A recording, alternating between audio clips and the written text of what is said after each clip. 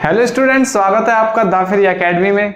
और आज हम बात करने वाले हैं क्लास 12 एनसीईआरटी केमिस्ट्री का सेकंड चैप्टर विलेन, जिसमें हम पढ़ने वाले हैं कि किस प्रकार से हमारे जितने भी प्रोसेस होती हैं जीव जंतुओं के अंदर, वो सभी प्रोसेस विलेनों पर आधारित होते हैं और विलेन किस प्रकार से बनते हैं। इस चैप्टर में आप वो सारी चीजें पढ़ेंगे, जैसे कि विलेन के गुणधर्म क्या होते हैं, विलेन की सांद्रता को किस प्रकार से आप प्रदर्शित कर सकते हैं, मोलरता को, मोललता को, ये सारी चीजें हम पढ़ेंगे। और इससे संबंधित जो भी परासरण दाब है, परासरण की क्रिया है, वो सारी आप अगले की वीडियो में देख लेंगे। तो आज जो हम पढ़ने वाले हैं वो बिल्कुल इंट्रोडक्शन पढ़ने वाले हैं विलेन का, कि विलेन क्या होते हैं और किस किस प्रकार के विलेन पाए जाते हैं। तो आइए सबसे पहले देखते हैं विलेन। विलेन की जो परिभाषा है वो बिल्कुल सिंपल सी है कि दो पदार्थों का समांगी मिश्रण, इतनी सी परिभाषा है विलेन की। लेकिन हम एग्जाम में किस तरह से लिख रहे होंगे इस परिभाषा को, वो देख लेते हैं। वो काफी ज्यादा इंपॉर्टेंट है। दो या दो से अधिक पदार्थों के समांगी मिश्रण को विलेन कहते हैं। ये सिंपल सी डिफिनेशन है। अगर आपसे आगे बढ़ करके बोले तो आप ये भी लिख सकते हैं कि दो या दो से अधिक पदार्थों के समांगी मिश्रण को विलेन कहते हैं। मिश्रण में ऐसे पदार्थों का संगठन व गुण सभी जगह समान होते हैं। और विलायक के बारे में भी बता सकते हैं, अगर आपसे लॉन्ग में क्वेश्चन पूछा जाता है। उदाहरण दे सकते हैं इसका, पानी और चीनी का समांगी मिश्रण। अब जो हमारा विलेन है वो दो प्रकार के पदार्थों से मिलकर के बना होता है। सबसे पहला जो पदार्थ है जिसमें हम किसी चीज को दूसरी चीज में घोलेंगे, तो जिसमें हम घोलते हैं तो उसकी मात्रा बिल्कुल जाहिर सी बात है कि अधिक होगी। जैसे हम अगर चीनी को पानी में घोलते हैं तो पानी अधिक मात्रा में होगा, जबकि चीनी जो होगी वो कम मात्रा में होगी। तो हमारा जो भी पदार्थ ज्यादा मात्रा में होता है उसे हम कहते हैं विलायक, या फिर इंग्लिश में हम उसे कहते हैं सॉल्वेंट। ठीक। और जो हमारे पदार्थ जो कि कम मात्रा में होते हैं, जैसे कि चीनी हो गया, या फिर ऐसा पदार्थ जिसे हम दूसरे पदार्थ में घोलते हैं, मतलब ऐसे पदार्थ जिन्हें हम घोलेंगे, तो वो पदार्थ जिन्हें हम घोलने जा रहे हैं वो हमारे कहलाते हैं विलय। ठीक। ये इतनी सी सिंपल सी डिफिनेशन है विलय और विलायक के बारे में। यहाँ पर मैं आपको बता देता हूँ, विलेन में अधिक मात्रा में उपस्थित पदार्थ को विलायक कहा जाता है।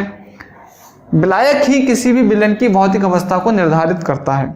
हमारा विलेन किस प्रकार का होगा, ठोस होगा, द्रव होगा, गैस होगा, वो डिपेंड करता है कि विलायक की अवस्था क्या है और उसकी मात्रा क्या है। अगर विलायक हमारा द्रव अवस्था में है और उसकी मात्रा भी अधिक है, तो हमारा जो विलेन होगा वो जाहिर सी बात है वो द्रव अवस्था में होगा। अगर हमारी विलायक की मात्रा काफ़ी अधिक है और वो गैसीय अवस्था में है, तो हमारा जो विलेन होगा वो गैसीय अवस्था में होगा। ऐसे ही जो हमारा विलय होता है वो ये दर्शाता है कि उसकी जो प्रॉपर्टी है वो किस प्रकार से शो होगी। ठीक। जो भी हमारे अनुसंख्यक गुणधर्म होंगे वो मोस्टली विलय की वजह से चेंज होते हैं, क्योंकि विलय क्या करता है, विलायक में घुल करके पूरी चीज़ों को बदल देता है, उसकी प्रॉपर्टीज़ को बदल देता है। तो ये था हमारा सिंपल सा इंट्रोडक्शन विलय के बारे में, विलायक के बारे में और विलेन के बारे में। अब हम पढ़ेंगे कि विलेन कितने प्रकार के होते हैं। आइए देखते हैं। आइए अब हम देखते हैं विलेनों के प्रकार के बारे में। इससे पहले कि मैं आपको विलेनों के प्रकार बताऊं, आपको एक चीज अवश्य ही अपने दिमाग में डाल लेनी है कि जो विलेन होते हैं वो ठोस अवस्था में भी हो सकते हैं, द्रव अवस्था में भी और गैसीय अवस्था में भी। कई बार हम लोगों को कंफ्यूजन हो जाता है कि विलेन है हमेशा द्रव अवस्था में, तो ऐसा कंफ्यूजन अपने दिमाग में ना पालें, क्योंकि इससे आपके मार्क्स कट सकते हैं। आइए अब हम देखते हैं कि विलेनों के कौन कौन से प्रकार हैं। विलेनों के प्रकार उसी प्रकार से रहते हैं जैसे कि हमारे विलायक के प्रकार होते हैं। विलायक हमारा ठोस अवस्था में भी हो सकता है, द्रव अवस्था में भी और गैसीय अवस्था में भी। तो आइए देखते हैं कि विलायक अगर हमारा ठोस अवस्था में होगा और उसका जो विलय है वो ठोस अवस्था में, द्रव अवस्था में और गैसीय अवस्था में होगा, तो किस प्रकार से विलेन बनता है। इसी प्रकार से हम देखेंगे कि हमारा जो विलायक है वो द्रव अवस्था में है और जो हमारा विलय पदार्थ है वो ठोस अवस्था में है, द्रव अवस्था में और गैसीय अवस्था में है। यानी कि विलायक हमारा हमेशा ही द्रव अवस्था में है और वो तीनों प्रकार के फॉर्मेट में हमारा आ जाएगा विलय।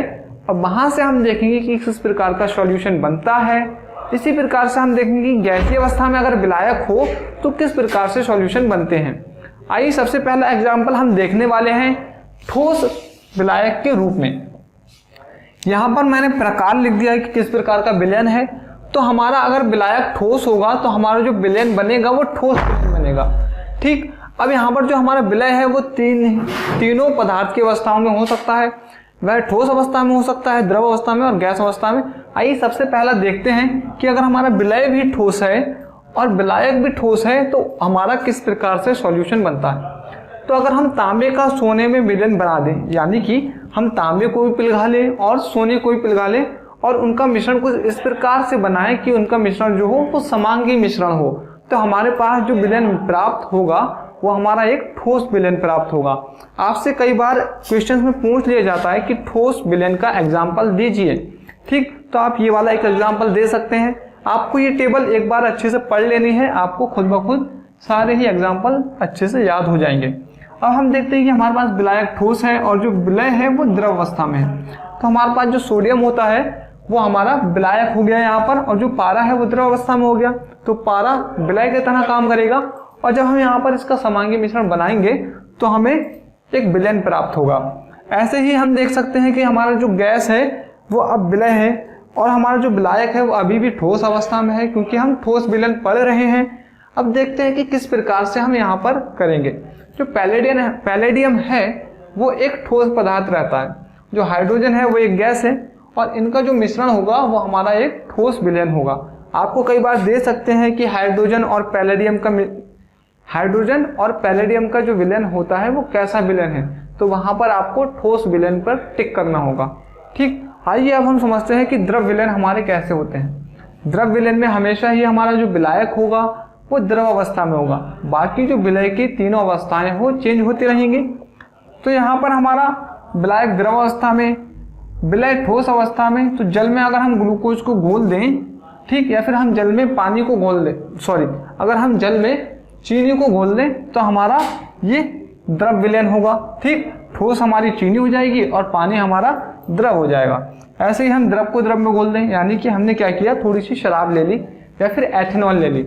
एथेनॉल को हम शराब ही बोलते हैं। अब एथेनॉल और शराब को, एथेनॉल और हमने पानी को मिला दिया तो द्रव को हमने द्रव में मिला दिया। ठीक, तो वहां से जो हमारा विलयन बनेगा तो वो हमारा हो जाएगा एक द्रव विलयन, जिसमें विलय भी द्रव अवस्था में है और विलायक भी द्रव अवस्था में। आइए अब देखते हैं कि गैसीय अवस्था में अगर विलय पदार्थ हो और विलायक हमारा द्रव अवस्था में हो तो किस प्रकार से हम बना सकते हैं। जैसे हमारी मछलियां होती हैं समुद्र में, तालाबों में, तो वो जो ऑक्सीजन लेती हैं वो एक प्रकार से ऑक्सीजन का विलयन अपने अंदर ग्रहण कर रही होती हैं, या फिर हम बोल सकते हैं कि वो जल में घुली ऑक्सीजन ले रही हैं। यानी कि जो हमारा जल है वो वहाँ पर विलायक की तरह काम कर रहा है और जो हमारी ऑक्सीजन है वो गैसीय अवस्था में है। तो वो एक प्रकार से क्या है, गैस और द्रव का एक मिश्रण है, एक विलयन है। ऐसे ही हम देखते हैं गैसीय विलयन क्या होगा। गैसीय विलयन में क्योंकि हमारा जो विलायक है वही एक भौतिक अवस्था को निर्धारित करता है कि आपका विलयन किस अवस्था में होगा, ठोस अवस्था में होगा, द्रव अवस्था में होगा या फिर गैसीय अवस्था में होगा। तो विलायक हमारा तीनों ही प्रकार से गैसीय अवस्था में रहेगा और जो हमारा विलय है वो ठोस अवस्था में अगर होता है तो हम इसका एक एग्जाम्पल दे सकते हैं कि कपूर का नाइट्रोजन गैस में विलयन। नाइट्रोजन गैस यहाँ पर हमारा विलायक पदार्थ है और जो कपूर होता है वो ठोस पदार्थ है। कपूर वाष्पशील होता है, इस वजह से वो नाइट्रोजन गैस में अच्छे से, अगर थोड़ा सा गर्म कर देंगे तो नाइट्रोजन गैस में अच्छे से मिल जाएगा। ठीक, ऐसे ही हम देखते हैं कि द्रव है हमारे पास और अब गैसीय अवस्था है, और जो हमारी क्लोरोफॉर्म है वो भी एक क्या है, वाष्पशील गैस है, लेकिन वो द्रव अवस्था में रहती है। ठीक, तो हमारा क्लोरोफॉर्म का नाइट्रोजन गैस में विलयन हो जाएगा। ऐसे ही हम देखते हैं कि गैस का गैस में विलयन। ठीक, तो यहाँ पर क्या हो जाएगा, जो ऑक्सीजन और नाइट्रोजन गैस है हमारी, तो वो क्या करेंगी, जैसे हमारा वायु का मिश्रण होता है, वायु में हमारी 21% ऑक्सीजन होती है, ठीक, और 78% हमारी नाइट्रोजन होती है और 1% अन्य गैसें होती हैं। तो हम ये बोल सकते हैं कि जो वायु का हमारा विलयन होता है वो एक गैसीय विलयन होता है। ठीक, और मैंने आपको कुछ ये भी बताया था कि जो हमारा वायु होता है वो एक समांगी मिश्रण है। तो ये मैंने आपको बता दिए विलयनों के प्रकार। कई बार आपसे इससे इंपोर्टेंट क्वेश्चन पूछे जा सकते हैं। तो थैंक्स फॉर वॉचिंग।